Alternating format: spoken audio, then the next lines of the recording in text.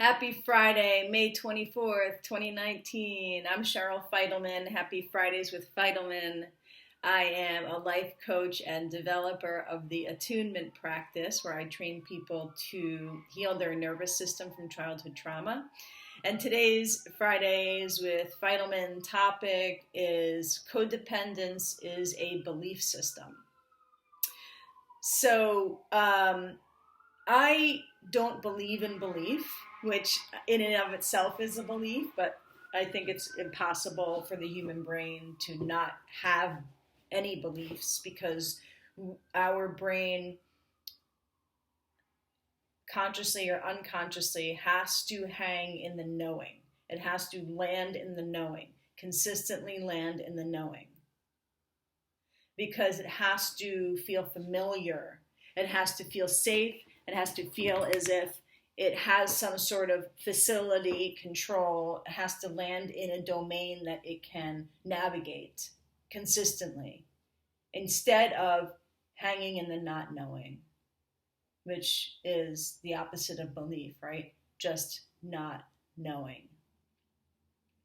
And a lot of the sort of push or need or motivation to land in the knowing is also a protective device, because the not knowing is a bit more vulnerable. It's a bit more open. It's a bit more non-directive. It's a bit more sort of like amorphous. So when I say that codependence is a belief system, and of course, the root of this that I say every week is codependence is one or more of three categories, which is the need to be needed, the want to be wanted, and having to prove oneself.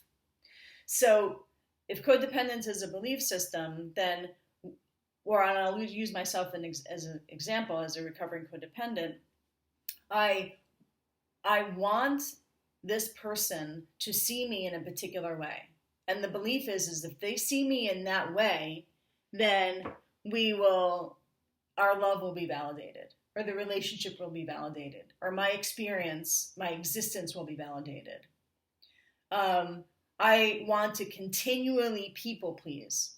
And that is an unconscious belief that my continual being of service will somehow keep this relationship together.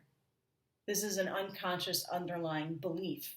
We don't think of it as a belief, but it is a belief of our nervous system that it's hooked into this truism. If I do this, then this is how the relationship should go. If I do this, then this is how they are going to see me. If I do this thing, then they will no longer be an alcoholic, or they will see the light, or they will see the light that is me. And also another codependent belief is I cannot let go of this. Actually cannot let go of this relationship. This is a relationship that I should be in, that I need to be in, that we need to be in. And I need to consistently be proving, needing, wanting, and consistently be on a treadmill of unsatisfaction. And that's where I need to be. We don't think that. Actually, for a lot of us, the way that it occurs is like, I want to be here, I don't want to be here, like existing at the same time. I want to be here, I so don't want to be here. We'll call and tell our friends, I don't want to be here, this isn't going right, I don't want to be here, and I can't leave. I can't leave, I can't leave. I am addicted to the belief that this thing needs to work out. I'm addicted to the belief that I need to be here and this person needs to be in my life.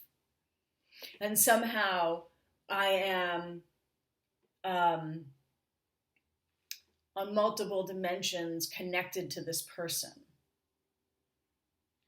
And that connection in and of itself is a belief system from the past. Because we are recreating a dynamic, an unhealthy dynamic from our childhood. And in our childhood, we are consistently we consistently have the need to be connected to our family because it's our family. We have this eternal contract, this unsaid contract with our family that we are connected and we can't break the connection. We need to be in this disconnected connection in order to survive. This is what's familiar. And this is the same belief system that runs a lot of codependent narcissistic relationships. This is familiar. This doesn't feel good. I don't want to be here and I can't leave because this is family. And so in my work, we look to shift what feels like family. We look to shift where our belief systems are located in our body. What we think is so true. Like if this person were to just listen to me, if this person were to see the light, if this person were to shift, what do we think is so true as if it's a belief system? If I were to just get them on the phone, if I were to just email them, if I can run through a script in my mind over and over and over and over and over again and polish that script to the extent to which they can actually hear it, then this whole relationship will shift. Then I will be seen, then I will be validated, and, we'll be together or something like that, some level of belief system in that area. Another reason why I think sort of what ties it together, that codependence is a belief system. And I say that I also want to say that codependence is like a religion, and I say that very, very loosely. But it's like a religion in the sense that there is a belief system, and oftentimes there is some sort of deitized individual. Like the partner, the girlfriend, the boyfriend, the could even be a coworker, could be a boss, a husband, wife. That person is deitized. They're lifted to the point that they have such power over us that we are in continuous service of that person. Psychologically, somatically, consciously, unconsciously. And we have a deity and a belief system in which to be in service and maintain the relationship with that deity. And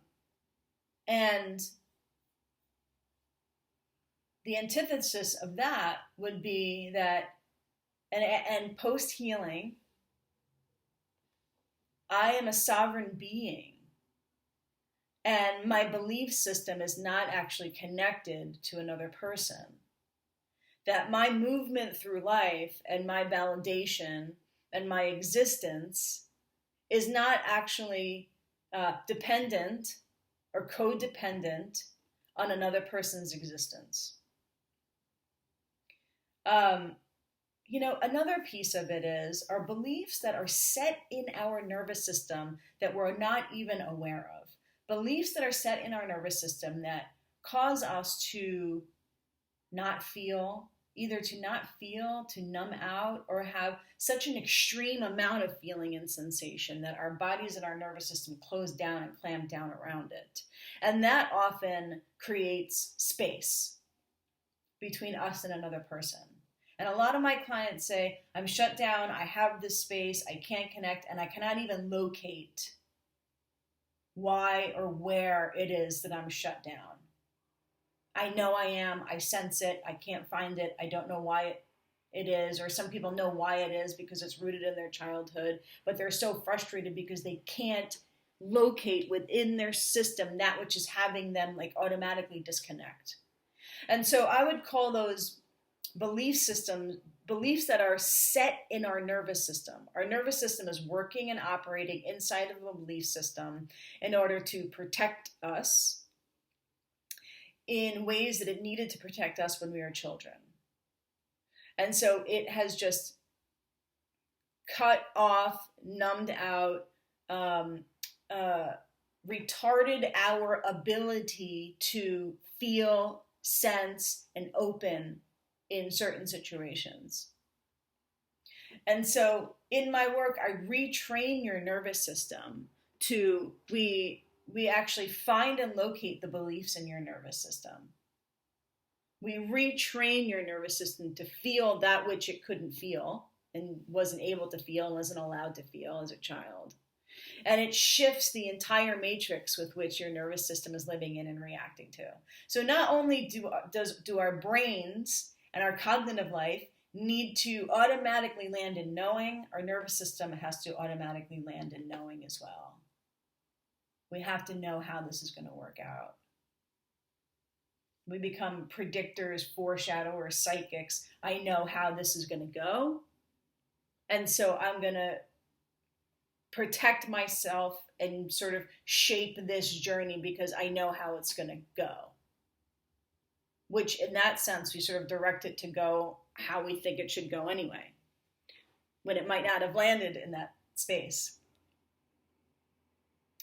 So in healing the nervous system, first of all, it expands possibility. It expands possibility for where we can go, where our lives can go, how our relationships can transform. We move in and out of relationships much easier because we are in a different form now. We're almost in a different kind of religion where there is no deity.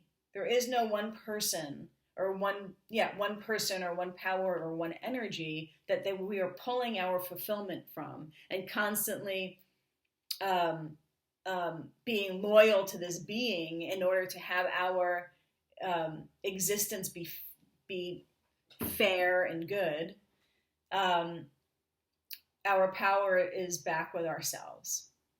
We become deitized as sovereign individuals. There is no other entity that is ruling over our experience of feeling peaceful and healthy and safe and protected. There is no other being that we're depending on to provide that for us. Additionally, when it comes to feeling in our body, and this is where my work really exists, which is we have a feeling and then we go to our cognitive mind. So we have a feeling and then we have a belief about that feeling. I feel something and then the belief is I shouldn't feel that. I feel something and then the belief is I need to feel some other way. I have a feeling and the belief is this is actually the wrong feeling, or I can't handle this feeling, or I can't show this feeling or demonstrate this feeling. So we have a feeling and then we have a whole myriad of beliefs that reacts to that feeling. And in my work, we actually stay in the feeling we feel without thinking. We feel without having a belief system that is wrapped around our feeling. And so actually just last week I had a client ask me, well, if I'm going to feel without thinking, then how do I protect myself? How do I feel something and then protect myself from some potential attacker that's going to attack me if I'm feeling something? Well, so that I think is a question of vulnerability. How do I be vulnerable? How do I not protect myself and feel? Does that leave me open for attack? And potentially when you were a child, it did. Unfortunately, and it's kind of saddens me that a lot of children have to create a protection system around their feelings. Children, teenagers, adults of any level of abuse, molestation, rage, any kind of trauma, we are built to protect ourselves when, as adults, we are innately protected. And when we feel something and we don't interpret the feeling with a belief, we are more likely to know intuitively whether or not we are safe. Because our belief will destroy, reshape, reform the feeling that's actually happening. And it will turn it into a reaction that is not a current moment reaction. So in my work, I train people to feel without having a belief system, because your nervous system is a belief system in and of itself. It doesn't need your brain. Okay. I think this one was kind of like very wordy. So I hope my thoughts and theories came across. Please leave some comments. And I love it when you guys comment because it keeps the conversation going. You know, these things, I can't cover everything about this in 20 minutes, and I'd love to talk and intellectualize and get my theories out there. I can talk for hours. So, happy healing. Thanks for listening.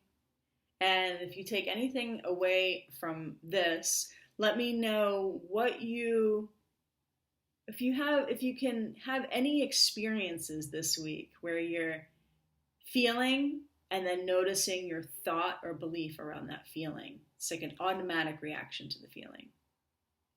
All right, get yourself an attunement session. Have a great weekend. Have a great Memorial Day weekend. I love you. Bye. Happy healing. Thanks for listening.